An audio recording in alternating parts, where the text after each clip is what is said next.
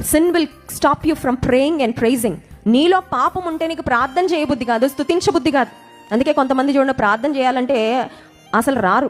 అది ఎలా అంటే కుక్క మెడకి చైన్ కట్టి లాగాలి చూడండి, అలా ఉంటుంది.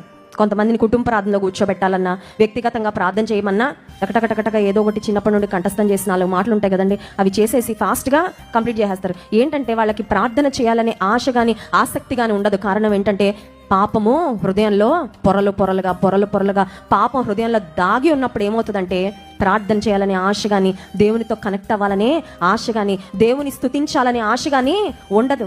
Sin will stop you from praying but prayer will stop you from sinning అన్నాడు ఒక దైవజన్. నిన్ను ప్రార్థించకుండా పాపం ఆపుతుంది, కానీ ప్రార్థన నిన్ను పాపం చేయకుండా ఆపుతుంది. స్తోత్రం కలుగును గాక, హల్లెలూయా. ఈ రోజుల్లో మనకి ఎక్కువ ఏం కావాలి చెప్పమంటారండి? ఎక్కువ ప్రార్థన కావాలి.